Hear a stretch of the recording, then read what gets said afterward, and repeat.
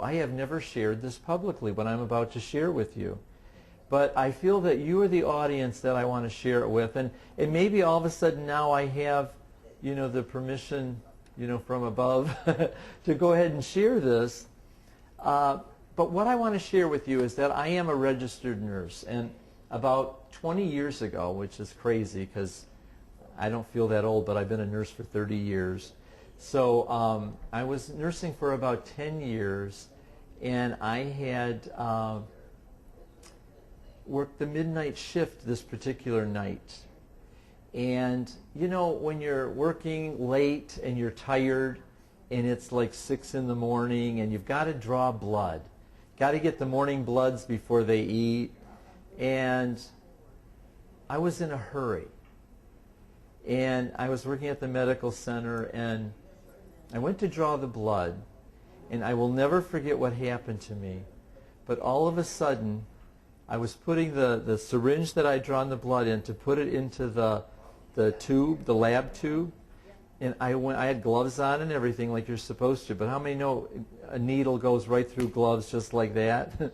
And I put the needle into the tube, and it went right through the rubber and right into this finger.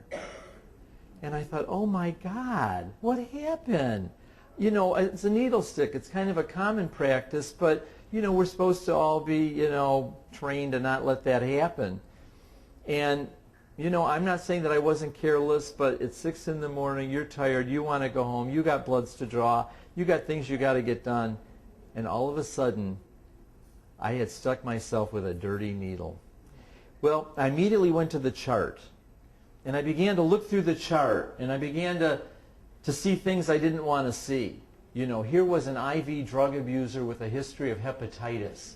He had hepatitis antigens in his blood. That meant that he had had hepatitis. We're talking 1987. We're talking when, AIDS wasn't that well known. All they knew that usually people who were drug abusers who had hepatitis also had AIDS. And this guy had never been tested. And so all of a sudden, I was really confronted with what does this mean to me personally? So I called the nursing supervisor and I've got to report this incident. I poked myself with a dirty needle, and this guy's got hepatitis antigens in his blood. He's an IV drug abuser. What should I do? And so she goes, well, just go ahead down to Detroit Receiving Emergency Room and, let them check you out, see what they want to do. Well, I did, and I got 2 good-sized hepatitis vaccines in my, behind. But then I remember asking the doctor, I said, what does it mean, though? Is it possible that this person has AIDS? And I'll never forget the doctor saying to me, I don't know. They've never been tested, and it's very possible.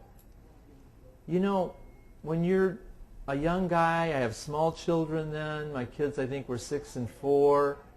And, my mind just began to race. I began to think about the possibility of me passing it on to my wife and my children being orphaned. I mean, it gets real personal. And I was innocent. I mean, yeah, careless, but still innocent. But I could possibly have contracted AIDS, and I know that there are health workers who have contracted AIDS and who have died of AIDS. And in 1987, people in America were dying of AIDS.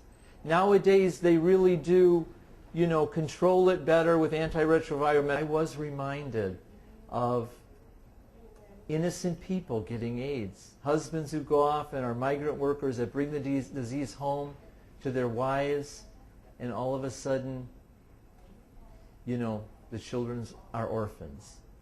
So I think that did play on me in terms of my commitment to what I am doing here and what I have done speaking to schools and churches and Rotarian Club, the Rotary. I mean, I have been around the circuit.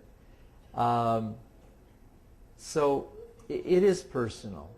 I didn't get AIDS. Thank you, Almighty God. But others have, and many are dying from it, and I can do a little something.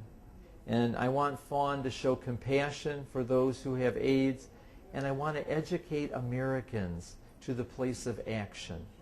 Those are the 2 goals that we have really at FAWN, where we do something.